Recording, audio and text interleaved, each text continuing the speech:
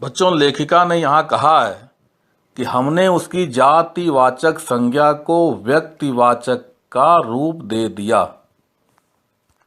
तो आप सबने पढ़ा है कि किसी भी विशेष व्यक्ति, वस्तु या स्थान के नाम का बोध कराने वाली संज्ञा व्यक्तिवाचक संज्ञा कहलाती है। और जो शब्द किसी व्यक्ति, वस्तु या स्थान की संपूर्ण जाति का बोध कराते हैं वह जातिवाचक संज्ञा कहलाती है। तो अभी तक वह गिलहरी का बच्चा संपूर्ण जाति का बोध करा रहा था, लेकिन जैसे ही लेखिका ने उसका नाम गिल्लू रखा वह व्यक्तिवाचक के रूप में परिवर्तित हो गया। अर्थात नाम रखते ही वह जातिवाचक संज्ञा न होकर व्यक्तिवाचक का रूप ले लिया। तो लेखिका ने उसका नाम गिल्लू रख दिया और सभी लोग उसे गिल्लू कहकर बुलाने लगे। लेखिका ने बड़े अच्छे ढंग से गिल्लू का पालन पोषण किया। बता रही हैं कि उन्होंने फूल रखने की एक छोटी डलिया ली और उसी में रुई बिछाकर उसे तार से खिड़की पर लटका दिया। तो वही 2 वर्ष गिल्लू का घर रहा जहाँ पर वह आराम करता था।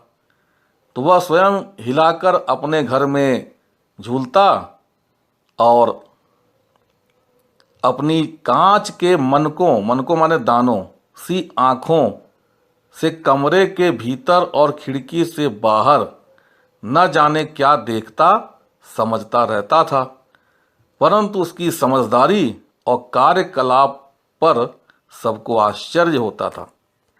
लेखिका हिंदी विषय में अच्छी पकड़ रखती थीं। प्रायः पढ़ने और लिखने का उन्हें शौक था।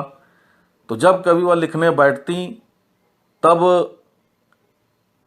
गिल्लू अपने ढंग से ऐसी क्रियाकलाप करता कि लेखिका उनसे आकर्षित हो, गिल्लू से आकर्षित हो और उसका ध्यान भंग हो, और लेखिका अपना समय गिल्लू को दे पाए।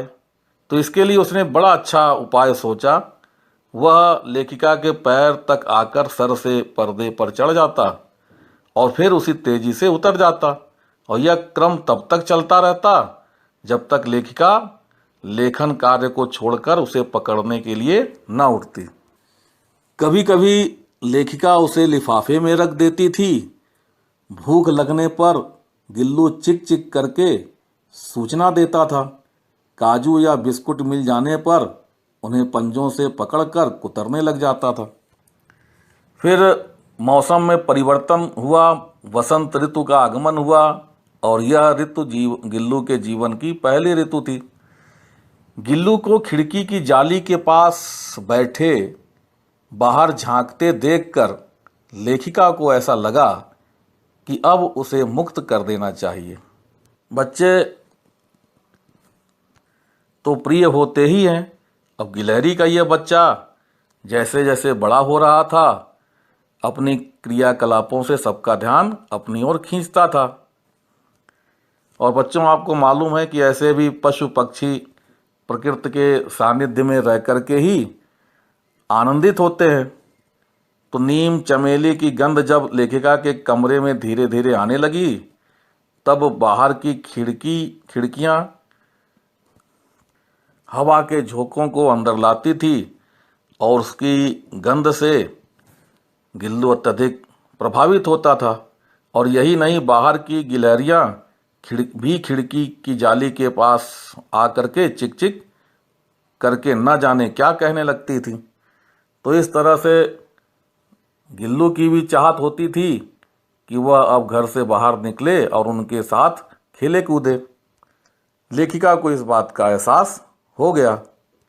लेखिका ने गिल्लू को मुक्त करने का मन बना लिया। तो बच्चों, इस तरह से लेखिका ने अपने मनोभावों को व्यक्त किया है। गिल्लू के नामकरण से लेकर उसके धीरे धीरे बड़े होने और बदलते मौसम में बाहर की गिलहरियों को देखकर उसकी तरफ खींचे जाने की जो स्थितियां थीं उसका बड़ा ही सजीव चित्रण किया है। मुझे उम्मीद है कि आप सब इन सरल पंक्तियों को पढ़ करके भली भांति भावों को समझ गए होंगे।